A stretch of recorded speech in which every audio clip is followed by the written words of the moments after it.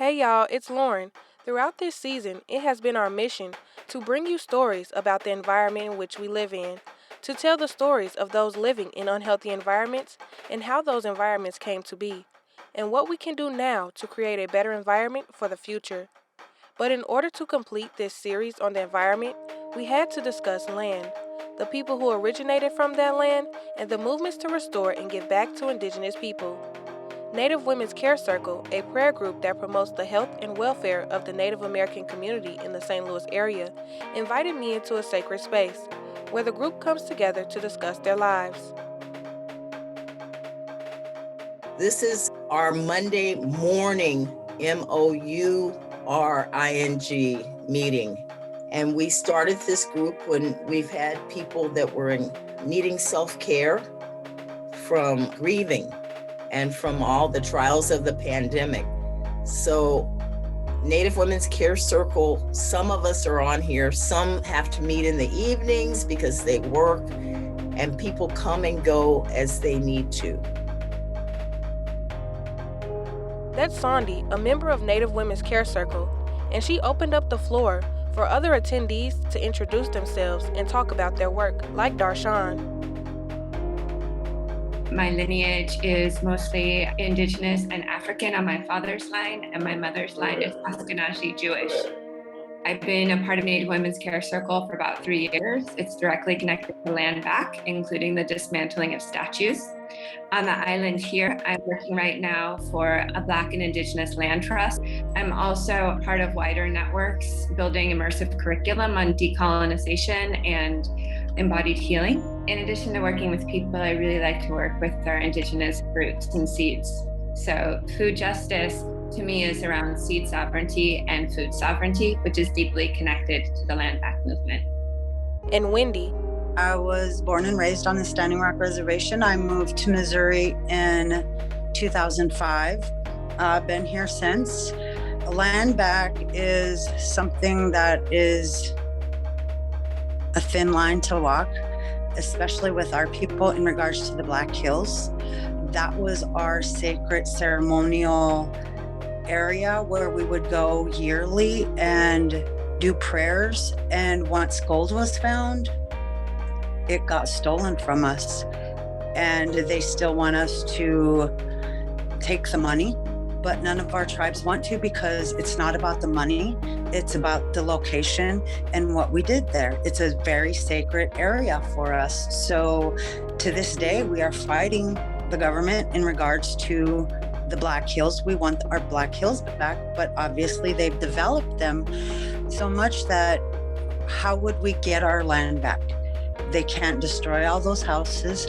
They've commercialized it. So we just want the land back in regards to that. The Trail of Tears, 1830s, the Indian Removal Act, I believe, was established. And that's when they moved the Eastern Indians on the Trail of Tears here to the western part, or to Oklahoma. They took their land away and put them in an area where they had no clue how to live or survive. But as Indigenous people, they survived. They made it work. So this land back is a very delicate issue for a lot of Native Americans. They see anger right away. They get upset about it because our way of telling our history is not written down on books. It's starting to, but the way we were taught and our ancestors did, we orally told our traditions. So a lot of it's not written down. Like I said, until recently, it's starting to. So a lot of this is new to a lot of people. They're writing things down. They're starting to learn about our culture and our ways. And it is a good thing. And it is also could be a bad thing. Then Janet discussed how Native Women's Care Circle has supported her on her journey with identity. I know that culturally in Native American groups, the stories and the ways were passed down, like somebody said earlier, through communication, talking, and that's how they kept their history alive and rich, and their ways kind of passed down to the next generations. but my family is completely disconnected from that side of our heritage. So although I know I have Cherokee blood, I don't know anything about the traditions or the wisdom that my elders would have given me had I been raised in that space. To be in the space where I get to learn from Sandy and hopefully Sherry, there's missing pieces of my puzzle that I definitely know from my time with Sandy. I'm learning things and understanding more things about why I am the way I am from being around them. And so that has been such a huge blessing and a breakthrough. And that's why I keep coming back. Being able to learn from elders and build upon your heritage is important, but here in St. Louis, there is no Indian Center, and they are often invisible in their own community. And I know some of us have experienced lots of different ways that we are chastised, that we are stopped. I've seen women walking in prayer for the water, and we have to worry about the police. We have a thing called the longest walk. And that's when the Navajo, the Dene, were also forced to move. And some of those people from the Black Mesa Coalition, Hopi and Navajo Dene people, came to St. Louis to fight against Peabody mining because they had decimated their water table. So they're up here trying to get reparations. These are people that can't even use the water on their land for their plants. They can't brush their teeth with it, bathe in it, nothing. If there's water there, it's that polluted. They have to truck in water for their households, for their farming, for everything. Not having the resources and support for families and groups coming through our region is why a lot of groups like Native Women's Care Circle have stepped up to the plate. But what caused this invisibility? And how can we work to identify and provide more resources and spaces for Indigenous people to thrive? So in this episode, we hear from a PhD student working on a project to combat Indigenous people's invisibility in our region, and a director providing a space for students to learn about American Indian history and culture. From St. Louis Public Radio and PRX, this is We Live Here.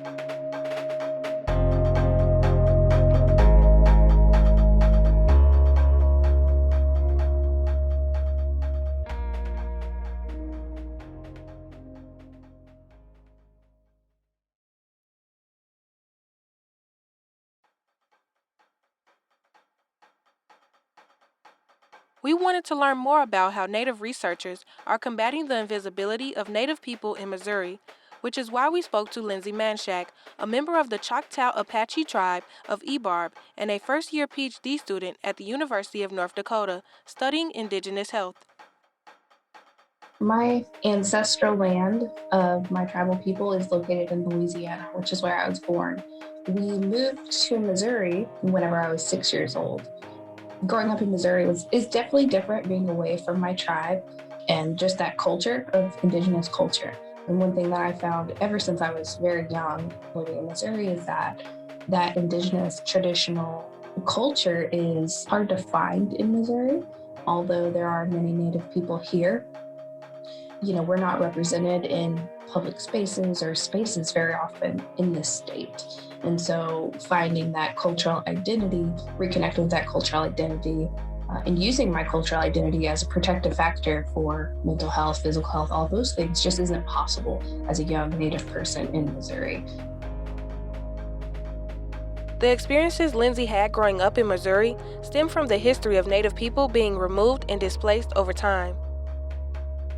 The ancestral land of Missouri, most well known as the Osage Nation, who were here ancestrally, but there were many, many other Indigenous groups here as well. And so they're just the most well known. And they have the treaty with the Young American Republic that was signed in 1808 saying, sign this treaty or face annihilation. And so Indigenous people were removed from Missouri in 1808.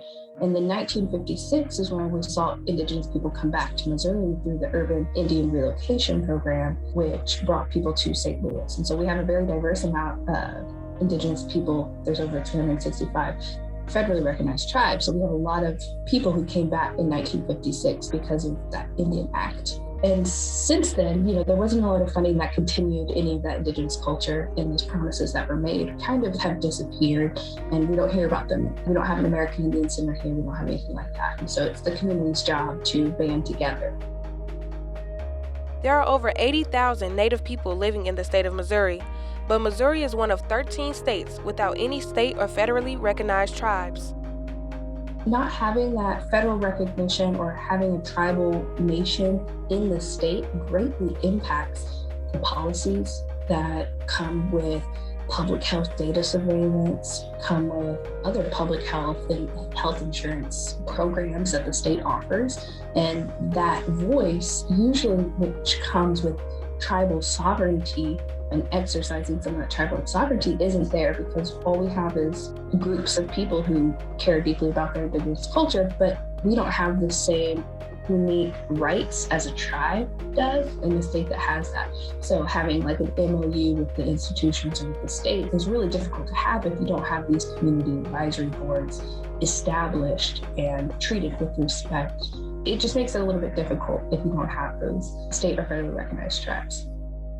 This is why Lindsay is working on a grant-funded research project to combat the invisibility of Native people in Missouri and break down the disparities in cancer mortality. At my time working at Washington University School of Medicine, we saw that there was a need for cancer research among this community here in Missouri, not only a need through the statistics, but directly from the community telling us we want to know more about what's happening at this level of cancer incidence and cancer prevalence among our community, because we feel like it's an important enough topic that we really want to get involved in that. And so through that knowledge with the community, and then through separately my fellowship, there was an opportunity to apply for a grant focusing on American Indian cancer. And so I used those two to bring them together and create a grant, a research study that met the community's needs. And that is a cancer research study where we're gathering qualitative data from cancer survivors here in Missouri and analyzing that data to look for similarities, qualitative, a rigorous and methodical approach to actually providing us with some data which hasn't really been done before. And it was extremely important for her to have community input and involvement, so she put together a community advisory board. We have elders and tribal members from across the state, and I asked them if they would want to serve in this capacity. And it's a common practice now among Indigenous researchers. They know that this shouldn't benefit us in our careers only. The research that we do, we have such intimate connection with our community that we have to ask permission for everything we do. We want to ask permission. We want to do no harm to our community. And so a community advisory board such as this allows us to ask the community what they want. We can mock up some of the interview questions or the survey questions, but then they can review them and say, yes, we like this. No, we don't. We want to add some questions about COVID in here. We want to add this question. And it's allowing them to ask the questions that are going to be most useful. The answers to the questions are going to be most useful for them in whatever capacity they need on the tables that they're sitting at, because many of the tribal members in the urban setting are sitting at university level tables, institutional levels, and even state level tables, but they don't have that data to bring forth. They just have, mostly anecdotal information about their community. And this isn't the same for all states, because Missouri is a pretty unique state whenever it comes to Indigenous culture. Lindsay explains that the invisibility and lack of data on Indigenous health is deadly. There is data genocide happening, and a lot of times in these urban settings, meaning that Native people are going into the healthcare system. The nurses or the health professionals may not be equipped to ask about racial data. And I think that that's what we're seeing here in Missouri.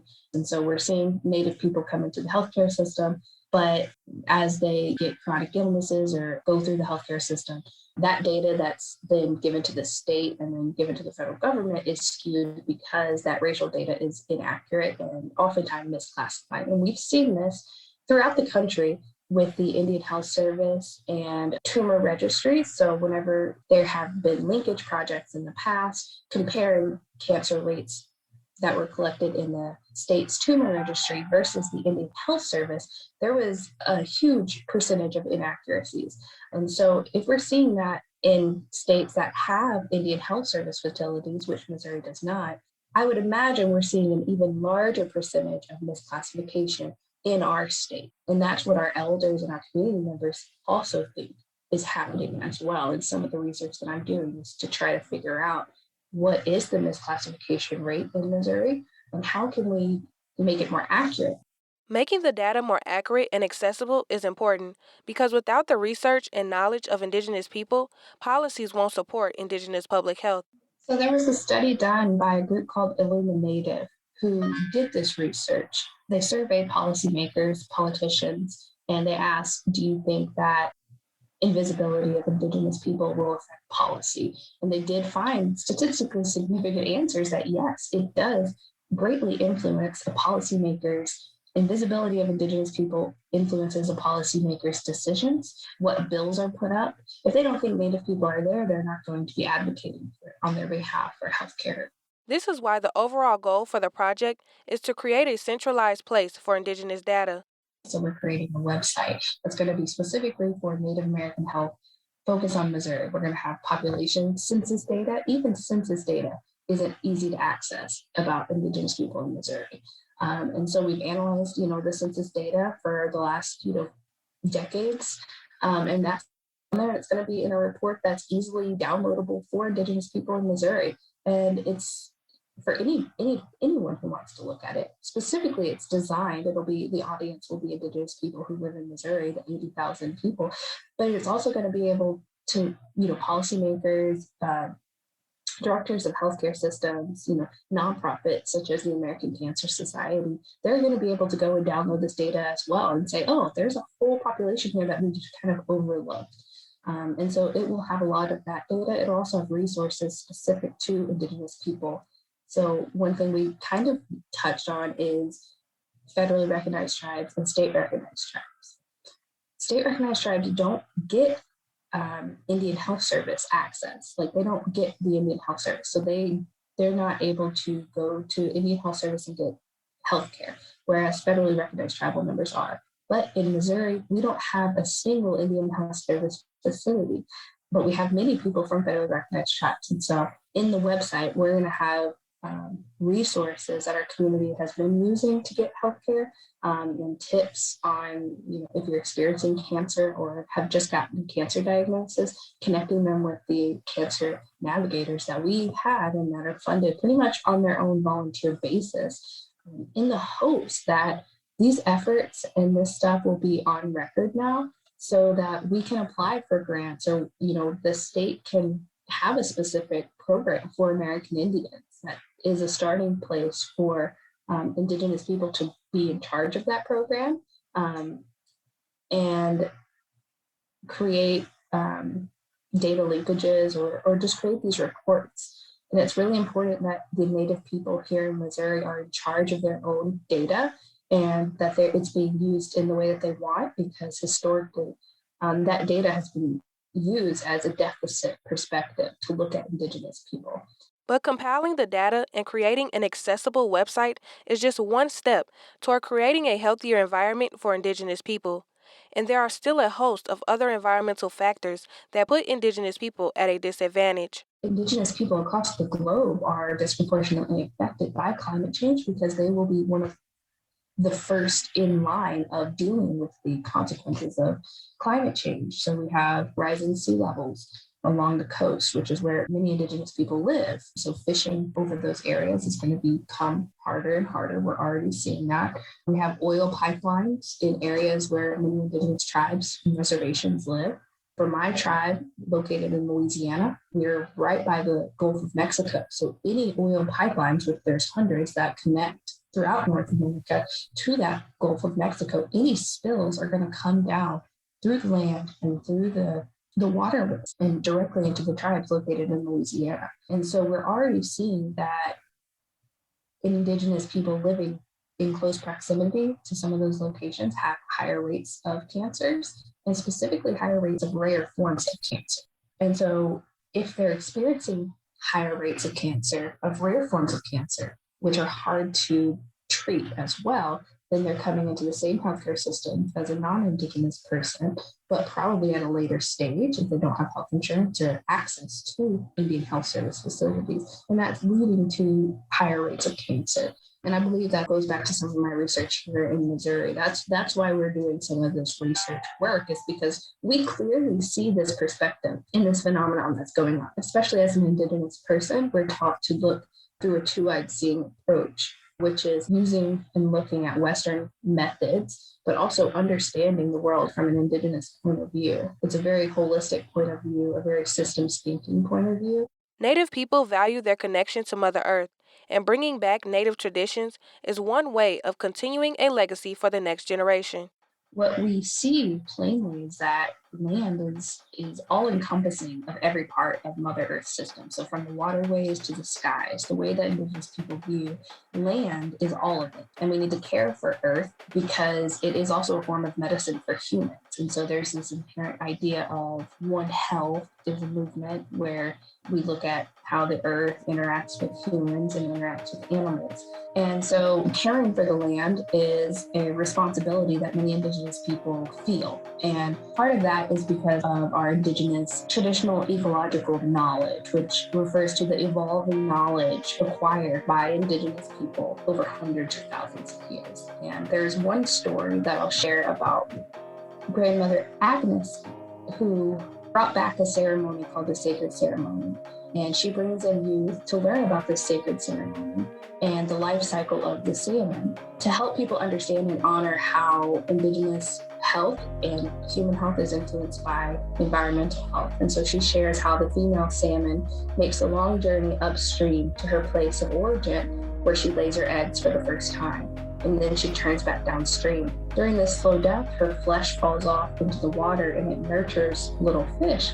The remains of her body nourishes 33 kinds of birds and 44 kinds of animals who drink from the river and carry her minerals to replenish the land. And so this is an example of traditional ecological knowledge. So Indigenous ceremonies, bringing those back and bringing forth Indigenous culture, can teach new generations about how to keep Mother Earth happy, humans happy, and healthy together. I have a younger brother who's 9 years old. I see him experiencing the same things I experienced over 20 years ago in Missouri. My work is dedicated specifically to the experiences that my family has experienced in Missouri. I think I would hope that other Missourians would start seeing a more accurate and authentic portrayal of Native people, Native American people in Missouri, a recognition that they're here, and a respect for their history of being removed, coming back here, not having resources, and really the community is leading every help of it that we have. So our elders are working very, very hard. So I hope in the future, the work that I'm doing alongside the community, they'll be at the next step of that. They'll be at the tables talking to the policymakers. There'll be programs already funded so that they don't have to do this work that's really just at the very beginning stages, even starting a conversation about how many Native people are here. I hope that that becomes really obvious for kids and for adults to say, oh yeah, there's over 80,000 in Missouri. That would be amazing. I would love that. And it is starting to happen. I do some presentations throughout the state for the Missouri Humanities Council, and that statistic, I'm starting to hear it, not from my own mouth, I'm starting to hear it from other people, like, oh, I heard there's 80,000 American Indians, and that just brightens my day. And so I think that the awareness of Indigenous people are here is the first step. Lindsay hopes that her research project will help support Indigenous people through data collection and plans to keep seeking community support to ensure that Indigenous people are represented at every step, from project to policy. So up next, we hear from the director of the Catherine M. Booter Center for American Indian Studies about how to combat the invisibility of Indigenous people in Missouri by decolonizing social work education and preparing future American Indian leaders.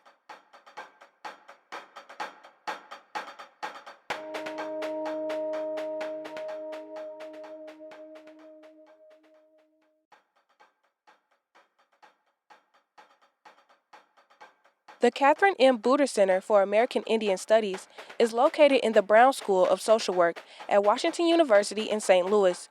It aims to prepare future American Indian leaders to practice in tribal and urban settings and make significant contributions to the health, wellness, and the sustained future of Indian country. Kelly Thompson, the director for the Booter Center, has been in St. Louis for about 13 years and says there is a lot more to learn about Indigenous history and culture in St. Louis. As someone who didn't grow up here, really, I am still learning all of this myself. But what I think is really powerful and important to think about is the history, really, because, and I don't just mean pre-colonial history, but also the history, more recent history, because there were Indigenous people in St. Louis.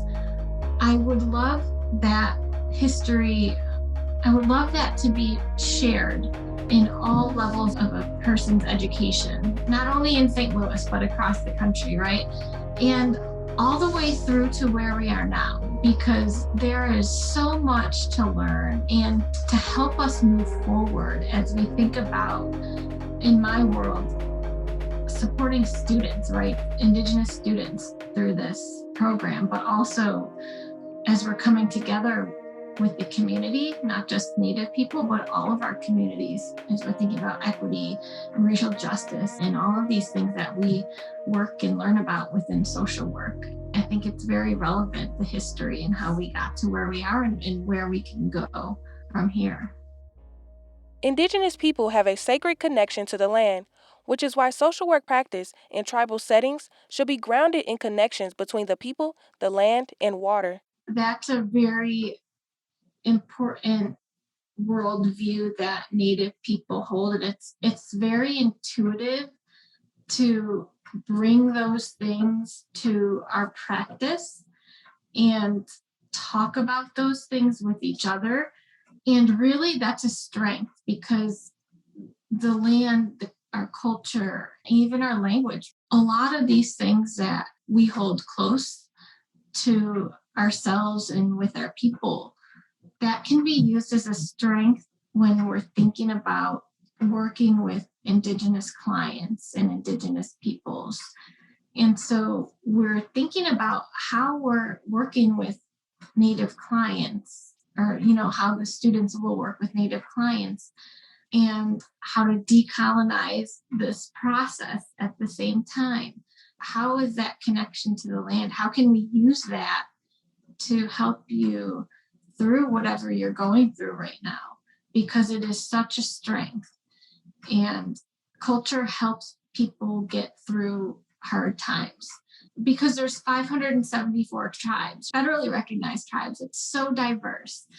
We may be speaking with a client who's Native, but maybe a completely different tribe than your own. And so it's learning how to not maybe have all of the answers, right? Or not be that medicine person. Perhaps you're not, or you're not granted that. Know when to ask those questions and who to go to in the community to help this person if they want that. But decolonizing social work can be challenging. It's hard to think about decolonizing systems when we're working within those systems. So it's kind of about stepping outside of some of these traditional ways of thinking and bringing those Indigenous values and Indigenous cultures and worldviews, those things that really make up us as Indigenous people or the student as a Native person, like bring that and see how we can. Right now, we're in the point where we need to think about how we can work within that system, but really our goal is to work and create a new system that can bring about greater change. And recently, Kelly authored an article about Indigenous worldviews in social work field practice, where she recommends that students learn about Indigenous human rights issues to help support their practice. In our classes across the country, not just at the Brown School, there are Indigenous students, right, who are wanting to learn this, who may know a lot of this or have practiced some of these things in the field. But there are also some students who may not know what some of these issues are, but who likely will have a Native client, right? An Indigenous client, or work within an Indigenous community. And while they're in the Brown School or wherever, in whatever educational setting that they're in, it's so important to give those students information about the history, right? When we talk about those things, it's kind of like we have to start first with sharing general information, because it's often Indigenous people may seem like the invisible in a lot of ways, and we're missing from data sets, and stories are told not by us often, but by others about us. Having that first step in just learning about the population is so important. And then in these classes, understanding how social workers can impact, whether it's their clients or it's a community or it's a policy, right? Like if they're working in government, how those decisions impact Indigenous people is so important, because we know that sometimes those conversations haven't happened and we don't know what we don't know, right? And so if we can ensure that these students get the knowledge and then have opportunities to practice and work within these communities, it's so important in the learning process. She adds that Indigenous knowledge has also been threatened by the COVID-19 pandemic, which has disproportionately impacted communities of color across the country. For Native people, it has highlighted huge gaps in healthcare access, access to clean water, but also healthcare issues too, and disparity. So it's highlighted some of those things, but it's also widened the gap. And so when we're thinking about some of these things, we know that these disparities existed before COVID, and I think it has helped us highlight those in a more public way because of it. But what I'm hoping that it also does is that we don't forget that these disparities and gaps exist. And now they're widened because of the pandemic. Not only the public health piece of these things, but even social justice aspects as well. I mean, we're losing elders. These elders are wisdom keepers in our language. Like, we're losing languages because some tribes have, a dozen people can speak the language and they're elders and they're lost because of COVID.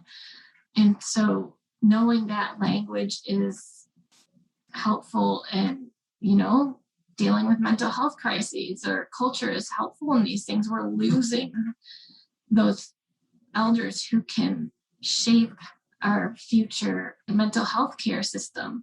But of course, the pandemic highlights so many disparities within our communities.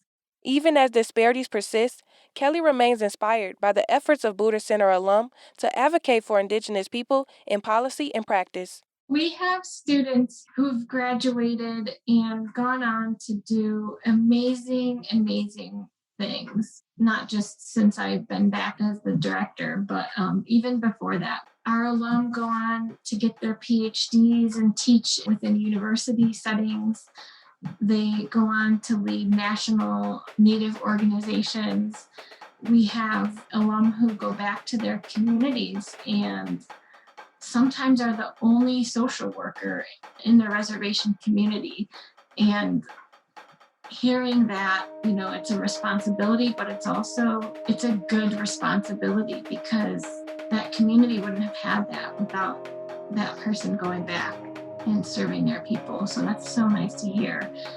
We have students who do their practicums at different Native organizations, and I always like to hear when a student gets offered a position at that site because they've done such a great job. And I've heard that many times in the last few years, and so that's really wonderful to hear.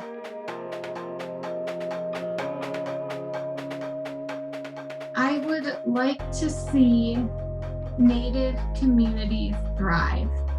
I think that in the work that I do, the way that I can help see that happen is to help our students at the school through this program and provide them what they need to succeed within the Brown School, but also to succeed when they graduate and step into those positions or leadership roles.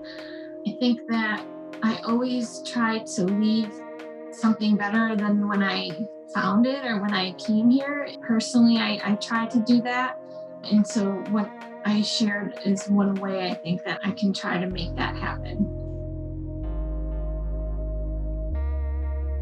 This show is produced by me, Lauren Brown, and lead producer Jalian Yang.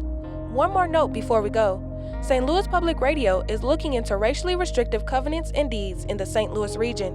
In the early to mid-1900s, white homeowners and realtors commonly used these tools to keep Black people out of certain neighborhoods. If you live in an old home, check your records. They might have clues that could inform our reporting. Look through your real estate documents for restrictions on who can own it and live there. You can find more information on how to share those documents and your stories with us on our website at stlpr.org/housing discrimination. St. Louis Public Radio is a member-supported service of the University of Missouri St. Louis. From St. Louis Public Radio and PRX, this is We Live Here.